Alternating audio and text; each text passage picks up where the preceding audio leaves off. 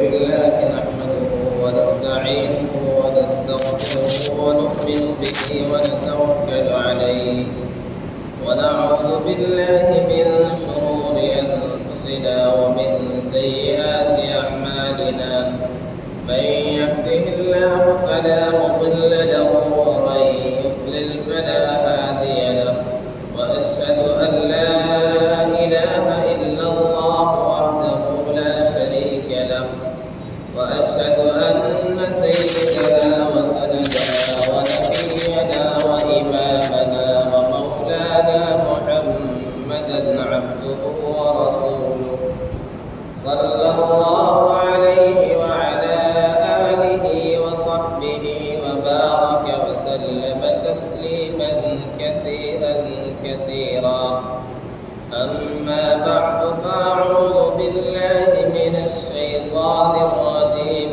بسم الله الرحمن الرحيم ألا بذكر الله تطمئن القلوب صدق الله العظيم. ڈھونڈنے والا ستاروں کی گزرگاہوں کا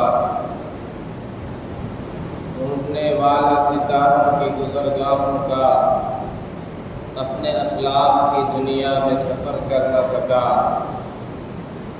اپنی حکمت کے خم و پیچ میں الجھا ایسا آج تک فیصلہ نفع و ضرر کر نہ سکا. اس نے سورج کی شعاعوں کو گرفتار کیا، زندگی کی شب تاریک سحر کر نہ سکا.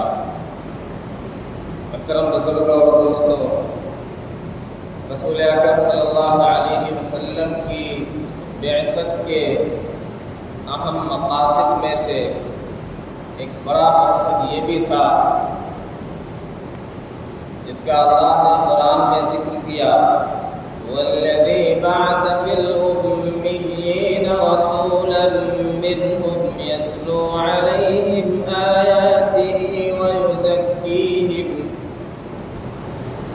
وہی وہ ذات ہے جس نے امیوں میں اپنا رسول بھیجا،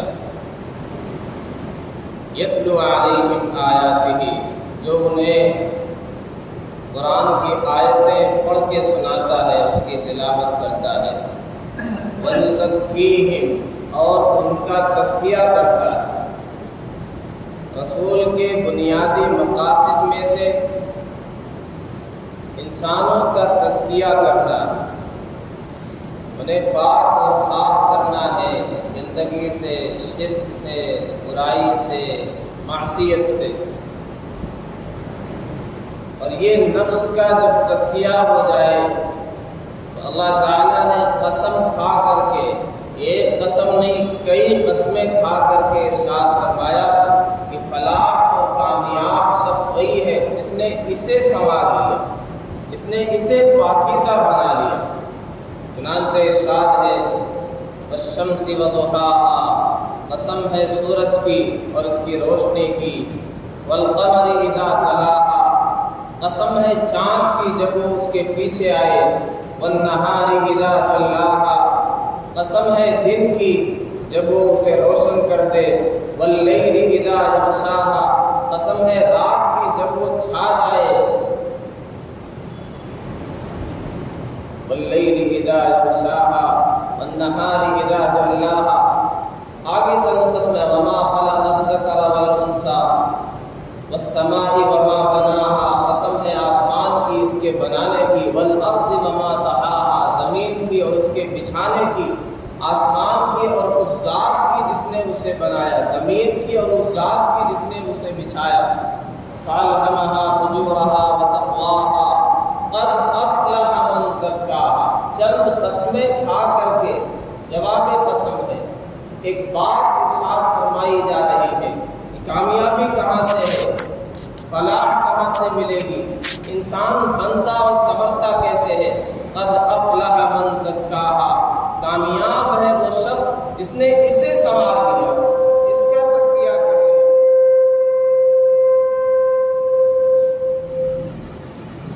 جس نے اسے پاک اور صاف کر لیا. وقد خاب من دساها، ناکام ہو گیا، نامراد ہو گیا جس نے اسے دبا دیا، اسے دبا دیا۔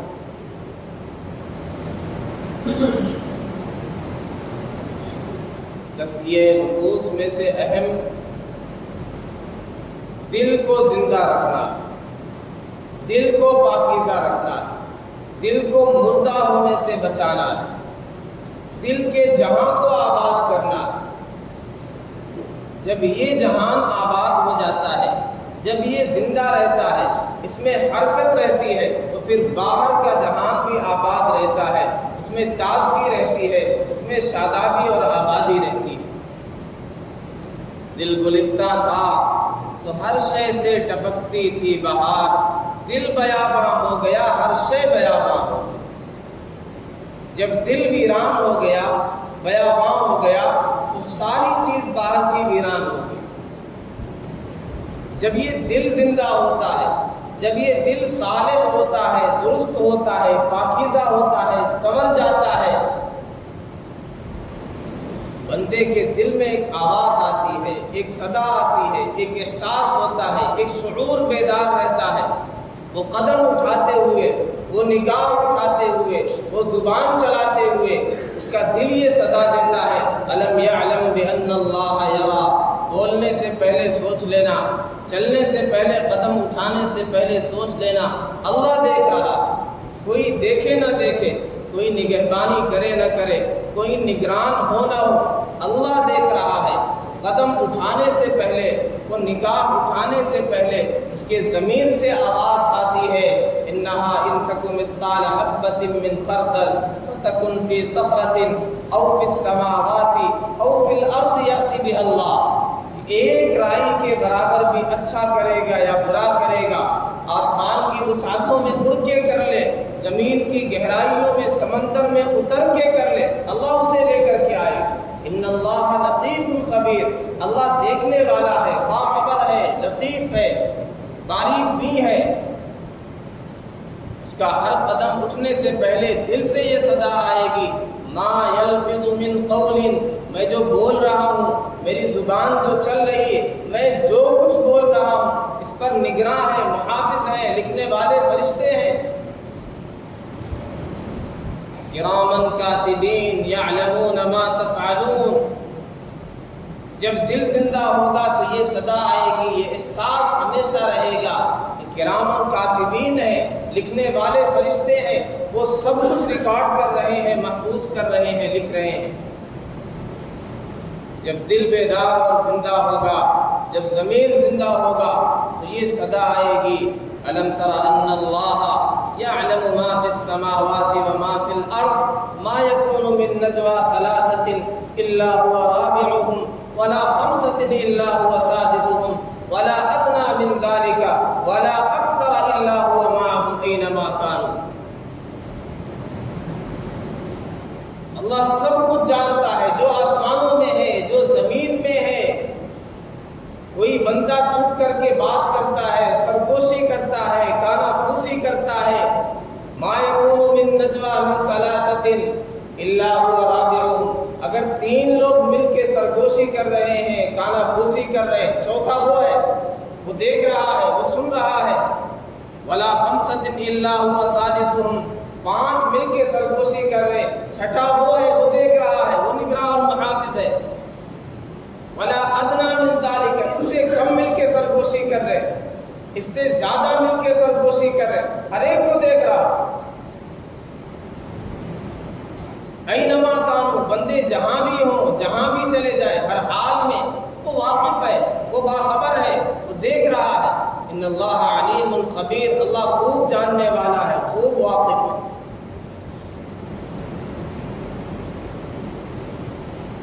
جب یہ دل زندہ ہوتا ہے تو آدمی کے اندر حلال و حرام کی تمیز رہتی ہوتی، اچھے برے کا فرق ہوتا ہے، نکاح اور زنا کا فرق ہوتا ہے۔ جب یہ دل زندہ ہوتا ہے تو آدمی عزت اور سربلندی حاصل کرتا ہے۔ جب یہ دل مر جاتا ہے تو آدمی کو حلال و حرام کی، طیب اور خبیث کی، نکاح اور زنا کی، ربا اور بیع کی، کسی کی کوئی تمیز اور فرق اس کے نزدیک نہیں رہ جاتا۔ اسی لیے رحمت دو عالم صلی اللہ علیہ وسلم نے ارشاد فرمایا الا وان فی الجسد لمضغۃ، لوگوں سنو، جسم کے اندر گوشت کا ایک لوتھڑا ہے، اذا صلحت صلح الجسد کلہ، جب یہ ٹھیک ہو جاتا ہے، جب یہ درست ہو جاتا ہے، صالح ہو جاتا ہے، سارا جسم ٹھیک ہو جاتا ہے۔ وَإِذَا فَسَدَتْ فَسَدَ الْجَسَدُ كُلُّهُ، جب یہ بگڑ جاتا ہے، یہ خراب ہو جاتا ہے تو پورا جسم خراب ہو جاتا ہے، جسم سے نکلنے والا ہر عمل خراب ہو جاتا ہے، برباد ہو جاتا ہے، فاسد ہو جاتا ہے۔ الا وَهِيَ الْقَلْبُ، سنو یہ دل ہے، یہ دل ہے، جب یہ زندہ ہے تو آواز آتی ہے، اس میں حرکت ہوتی ہے، اسی لیے فرمایا استفت قلبک، اگر تمہارا ضمیر زندہ ہے تو اپنے دل سے فتویٰ پوچھو، کیا غلط ہے کیا صحیح ہے، تمہارا دل بتلا دے گا۔ والاسم ما حاک فی صدرک، گناہ وہ ہے جو تمہارے دل میں کھٹکے، لیکن یہ دل جب زندہ ہوگا، تابندہ ہوگا، بیدار ہوگا تو یہ بتلائے گا۔ اگر دل مردہ ہے تو زنا کرتے ہوئے، شراب پیتے ہوئے، سود کھاتے ہوئے کوئی حرکت نہیں ہوگی، کیوں؟ دل مر چکا ہے۔ ہاں اگر یہ زندہ ہے تو یہ فتویٰ دے گا، یہ صدا لگائے گا، یہ ندا دے گا، کیا کر رہے ہیں؟ الم یعلم بان اللہ یری، یہ دل ایسا ہے، اسے رئیس العضو کہتے ہیں، رئیس الاعضاء کہتے ہیں۔ آنکھیں خراب ہو جائیں بندہ صحیح سلامت رہتا ہے، جی لیتا ہے، زندگی گزار لیتا ہے۔ سماعت خراب ہو جائے پھر بھی بندہ جیتا رہتا ہے، زندگی گزار لیتا ہے۔ قوت گویائی سلب ہو جائے پھر بھی بندہ جی لیتا ہے، ہاتھ پاؤں ٹوٹ جائے پھر بھی زندگی گزر جاتی ہے۔ لیکن یہ مر جائے، یہ خراب ہو جائے، یہ ظاہری دل، جسمانی دل یہ خراب ہو جائے تو پھر زندگی خراب ہو جاتی ہے، زندگی ختم ہو جاتی ہے، زندگی کا چراغ گل ہو جاتا ہے۔ یہ تو ایک ظاہری دل ہے، یہاں جس دل کی بات ہو رہی ہے ایک باطنی دل کی، ایک روحانی قلب کی بات ہو رہی۔ ظاہری دل ٹھیک بھی ہو جاتا ہے تو بھی بندے کے اندر غلط اعمال رہتے ہیں۔ دل کا علاج کرا کے بھی بندہ آتا ہے تو بھی چوری کرتا ہے، تو بھی جھوٹ بولتا ہے، غیبت کرتا ہے، حسد رکھتا ہے، کینہ رکھتا ہے۔ یہ ظاہری دل مراد نہیں، لیکن مشابہت ہے دونوں میں۔ اس دل کی بھی تین بنیادی اور اصل رگیں ہیں، شریان ہیں۔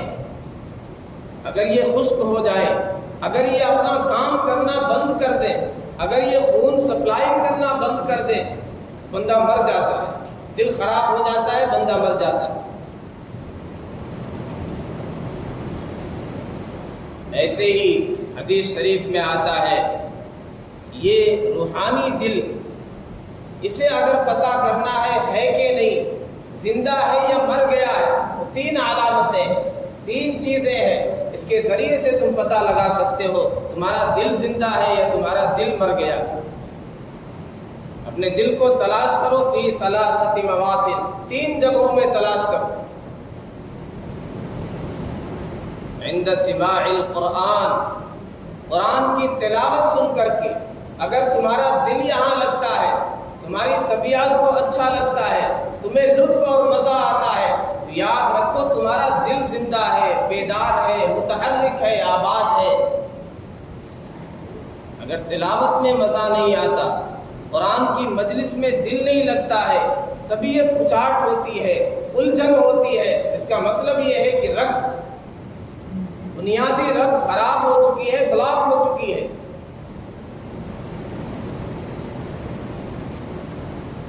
عند سماع القرآن، اللہ کے ذکر کے موقع پر، دوسری جگہ اللہ کا جہاں ذکر ہو، اللہ کو جہاں یاد کیا جائے، اگر وہاں بھی اسے شوق نہ آئے، اسے ذوق نہ پیدا ہو، اسے مزہ نہ آئے، تو سمجھیے یہ اس کی دو رگیں بلاک ہو چکی ہیں، دو نسیں خراب ہو چکی ہیں۔ تنہائی میں، خلوت میں اگر دل نہ لگے، اللہ کی یاد نہ آئے، اللہ کا شوق پیدا نہ ہو، اس دل میں اللہ کا خوف نہ ہو، اللہ کی رغبت نہ ہو، اللہ کی محبت اور معرفت نہ ہو، خشیت نہ ہو، تنہائی میں جی اچاٹ ہو، اللہ کی طرف دل نہیں لگتا، تو یہ سمجھیے ساری نسیں بلاک ہو چکی ہیں، دل مردہ ہو چکا ہے۔ لہذا تلاش کرو، تمہارے پاس دل نہیں ہے، یہ مر چکا ہے، کوئی اور دل تلاش کرو، دل کو زندہ کرو، اس کی زندگی کی فکر کرو، اس کے اندر سے مردنی کو ختم کرو۔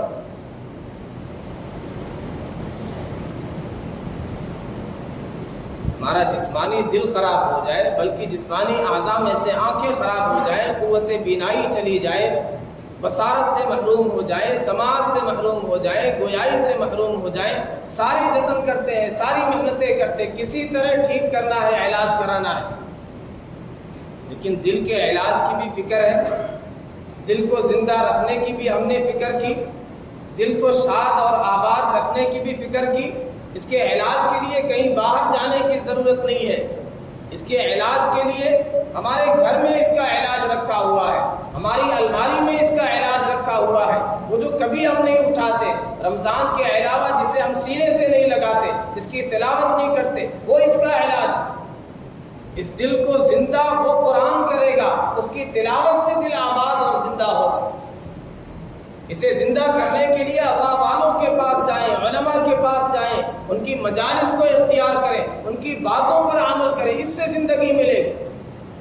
اسے زندہ کرنا ہے، تنہائی میں اللہ کو یاد کریں، اللہ کی خشیت اور خوف اپنے دلوں میں پیدا کریں، اسے زندگی مل جائے گی۔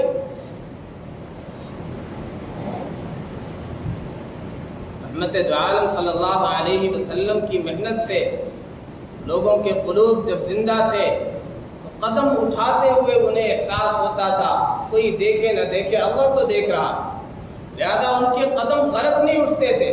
اگر کبھی گناہ اور معصیت کا صدور بھی ہو گیا تو ایسی بے چینی ہے کہ پیارے آقا صلی اللہ علیہ وسلم کے پاس آ رہے ہیں، یا رسول اللہ طہرنی، مجھے پاک کر دیجئے، مجھ سے زنا ہو گیا۔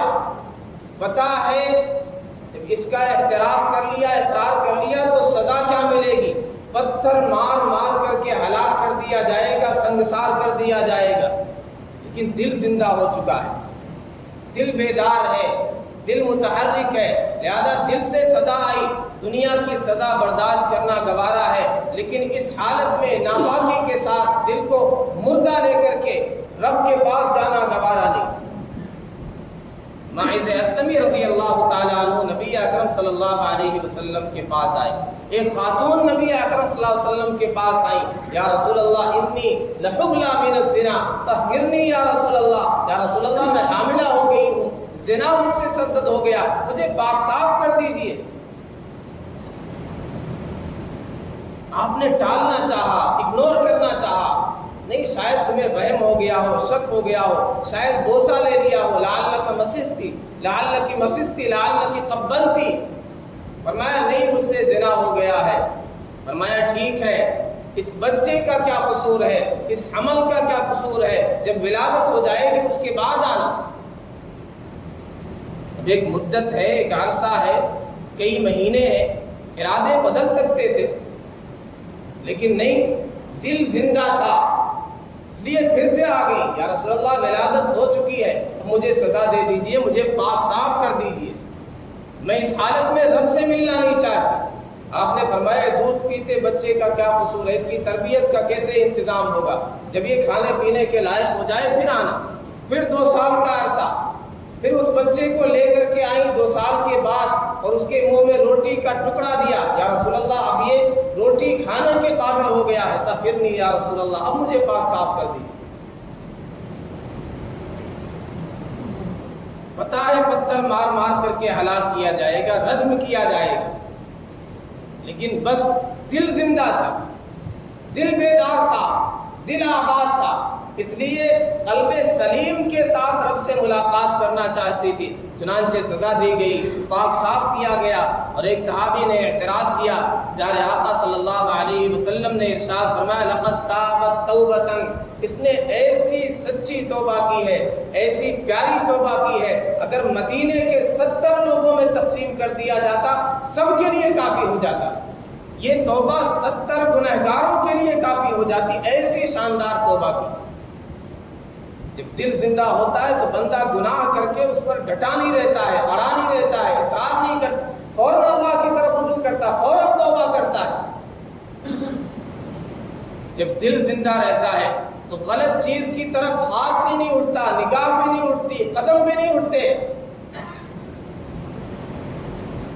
ابن خلکان نے وفیات الاعیان میں اور ابن العماد نے شذرات الذہب میں ایک واقعہ نقل کیا ہے۔ یہ شخص تھے جن کا نام تھا مبارک، وہ ایک صاحب کے یہاں ان کے باغ میں کام کرتے تھے، مالی تھے۔ ایک مدت کے بعد وہ مالک آیا، اس نے کہا ناولنی من هذا البستان رمانا حلوا، ایک میٹھا انار باغ میں سے میرے لیے لے کر کے آؤ۔ یہ گئے، یہ انار لے کر کے آئے، فجاء برمان حامض، اس نے چکھا تو یہ کھٹا انار ہے، میٹھا نہیں ہے، حلاوت نہیں ہے، غصہ ہو گیا۔ پھر کہا جاؤ دوسرا لے کر کے آؤ، یہ تو کھٹا انار ہے۔ یہ دوبارہ گئے، پھر لے کر کے آئے، پھر سے کھٹا انار، پھر سے حلاوت اور شیرینی، اس میں مٹھاس نہیں ہے، اور غصہ ہوا، اس سے 12 بھیجا، تیسری مرتبہ بھیجا، پھر گئے لے کر کے آئے، پھر سے وہی انار، اور زیادہ مالک غصہ ہوا اور یہ کہا الا تفرق بین الحلو والحامض، کیا تمہیں کھٹے اور میٹھے کی تفریق نہیں آتی ہے؟ تمہیں اتنی بھی پہچان نہیں ہے؟ تمہیں یہ پتہ نہیں کون سا انار میٹھا ہے کون سا کھٹا ہے؟ یا ہماری حالت یہ ایک مہینے کسی دکان پہ بیٹھ جائیں تو ہاتھ لگا کے اندازہ کر لیں گے کون سا اندر سے کیسا ہے، کون سا سڑا ہوا ہے، کون سا صحیح سلامت ہے، کون سا کھٹا ہے، کون سا میٹھا ہے، اس میں کتنے دانے خراب نکلے۔ یہاں سالہ سال سے باغ میں خدمت کر رہے ہیں، اس کی نگرانی کر رہے ہیں، دیکھ بھال کر رہے ہیں، اور میں الا تفرق بین الحلو والحامض، کھٹے میٹھے کا فرق ابھی نہیں آیا؟ قال لا، کہا نہیں، قال لما، کیوں نہیں؟ اس لیے کہ میں نے ما اکلت شیئا منہ، میں نے اس میں سے کبھی کچھ کھایا ہی نہیں۔ قال لما، کیوں نہیں کھایا؟ ارسلتنی لحفظ هذا البستان، تم نے مجھے اس باغ کی حفاظت کے لیے یہاں چھوڑا ہے، کھانے کے لیے تو نہیں چھوڑا ہے، تم نے مجھے انار کھانے کی اجازت تو نہیں دی ہے، لہذا میں نے کبھی کوئی انار نہیں کھایا ہے، مجھے پتا بھی نہیں کون سا کھٹا ہوتا ہے کون سا میٹھا ہوتا ہے۔ مالک حیران ہو گیا، ہکا بکا رہ گیا۔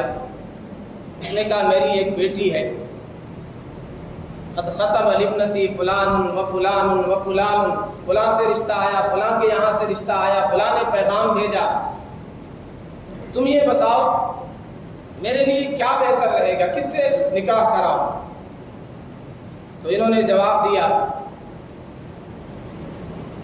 کان العرب یزوجون بالحسب والنسب والاصل، عرب لوگ پہلے حسب نسب کی وجہ سے، خاندان کی وجہ سے نکاح کیا کرتے تھے، والیہود بالمال، یہود مال کی وجہ سے نکاح کیا کرتے تھے، والنصارى بالجمال، نصارى جمال کی وجہ سے نکاح کیا کرتے تھے، والناس فی زمن النبی صلی اللہ علیہ وسلم یزوجون بالدین والخلق، نبی اکرم صلی اللہ علیہ وسلم کے دور میں لوگ دین کی وجہ سے، اخلاق کی وجہ سے نکاح کیا کرتے تھے، لہذا دینداری کو، اخلاق کو انتخاب کرو، جو سب سے دیندار اور با اخلاق رشتہ آیا ہو اس سے نکاح کرا دو اپنی صاحبزادی کی۔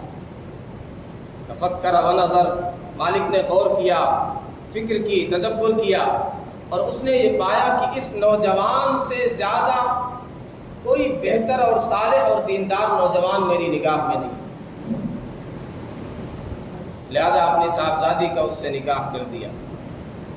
نکاح ہوا، جب ان کے یہاں ولادت ہوئی، صاحبزادے کا نام رکھا عبداللہ، دنیا جانتی ہے وہ امام الدنیا، وہ دنیا کے امام ہے، عبداللہ ابن مبارک، جو محدث، بڑے محدث ہیں، فقیہ ہیں، مفسر ہیں، بڑے عابد ہیں، بڑے زاہد ہیں، علم کا، فضل کا، تقوی کا، کمال کا پورے دنیا میں ان کی چرچا ہے، ہزار لوگ ان سے حدیث پڑھا کرتے تھے۔ وہ عبداللہ ابن مبارک ہے، بڑے محدث ہیں، بڑے متقی اور پرہیزگار ہیں۔ کس چیز کا نتیجہ تھا؟ اس زندہ ضمیر اور زندہ دل کا نتیجہ تھا کہ ایسے صالح اور پاکیزہ بچے کی ولادت ہوئی جس نے دنیا میں نام روشن کیا، جس نے علم کو، قرآن کو، حدیث کو، فقہ کو عالم میں پہنچایا۔ دنیا آج عقیدت سے ان کا نام لیتی، کیوں؟ یہ زندہ ضمیر اور زندہ دل کا نتیجہ تھا۔ اور ایک واقعہ اور بات مکمل 2-3 منٹ میں. سیدنا عمر رضی اللہ تعالیٰ عنہ گشت کر رہے ہیں. گشت کرتے کرتے رات میں تھک گئے. ایک جگہ ٹیک لگائی, دیکھا آواز آ رہی ہے گھر سے. ایک خاتون اپنی بچی سے یہ کہہ رہی ہے دودھ میں پانی ملا دو. ادھر بچی نے آگے سے جواب دیا کہ عمر نے یہ اعلان کروایا ہے, منادی نے یہ ندا لگائی ہے کہ کوئی دودھ میں پانی نہیں ملائے گا, ملاوٹ نہیں ہونی چاہیے. تو آگے سے خاتون نے جواب دیا کہ نہ یہاں پہ عمر دیکھ رہا ہے نہ سن رہا ہے, نہ اس کا منادی دیکھ رہا اور سن رہا. اس بچی نے جواب دیا اِلَّمْ يَرَانِي عمر, اِلَّمْ يَرَانِي عمر, اگر عمر ہمیں نہیں دیکھ رہا ہے فَيَرَا رَبُّ عمر, عمر کا رب تو ہمیں دیکھ رہا. عمر کا منادی اگر نہیں دیکھ رہا ہے, عمر کا رب تو دیکھ رہا ہے, لہذا میں دودھ میں پانی نہیں ملا سکتی. دل نے حرکت کی, دل زندہ تھا, ضمیر زندہ تھا, لہذا ملاوٹ نہیں کی. سیدنا عمر نے کہا علمہ, اپنے خادم سے اسلم سے کہا اس جگہ نشان لگا دو, اس گھر پہ نشان لگا دو. اگلی صبح پتہ کروایا کس کا گھر ہے. اس بچی کی شادی ہو گئی کہ نہیں ہوئی؟ پتہ چلا کہ شادی نہیں ہوئی. اپنے بچوں سے کہا سیدنا عمر رضی اللہ تعالیٰ عنہ نے اگر مجھے حاجت ہوتی نکاح کی تو میں خود نکاح کرتا. میرے بیٹو تم بتاؤ. عبداللہ بن عمر ان کی شادی ہو چکی, عبد الرحمن ان کی شادی ہو چکی. عاصم نے کہا میں تیار ہوں نکاح کرنے کے لیے. انہوں نے نکاح کیا اس خاتون سے. کیوں؟ ایک زندہ دل کی وجہ سے, زندہ ضمیر کی وجہ سے. اذا صلح صلح الجسد کلہ, قلب سلیم کی وجہ سے. پھر ان کی ایک صاحبزادی ہوئی, پھر ان سے جو اولاد ہوئی ان کا نام ہے عمر ابن عبد العزیز. 2 سال چند مہینوں میں دنیا کا نقشہ ہی بدل دیا انہوں نے. ایسا عدل و انصاف دنیا میں بھر دیا کہ لوگ زکوٰۃ کا مال لے کر کے گھما کرتے تھے, کوئی زکوٰۃ کا مستحق نظر نہیں آتا. ایسا عدل و انصاف, ایسا امن و امان کہ انسان تو انسان پر ظلم کرنا, ان کی موب لنچنگ کرنا دور کی بات ہے. بھیڑیا بھی بکری پر ظلم نہیں کرتا تھا, بھیڑیا بھی بکری پر حملہ نہیں کرتا تھا. ایسا انصاف بھر دیا تھا, ایسا امن و امان تھا. چنانچہ ایک موقع پر ایک بزرگ نے دیکھا کہ ایک بھیڑیے نے ایک بکری پہ حملہ کیا. انہوں نے کہا کہ لگتا ہے امیر المؤمنین عمر بن عبد العزیز دنیا سے جا چکے. یہ امن و امان, یہ عدل و انصاف, یہ ترقی, یہ دنیا جو آباد ہو گئی تھی, خوشحال ہو گئی تھی, کس چیز کا نتیجہ ہے؟ زندہ دل کا نتیجہ تھا. اسی لیے نبی اکرم صلی اللہ علیہ وسلم نے فرمایا کہ اسے زندہ کرو. اگر یہ زندہ ہو جائے گا, یہ تمہارا مفتی بن جائے گا, اس سے فتویٰ پوچھنا, یہ کھٹکے گا غلط کام کے لیے,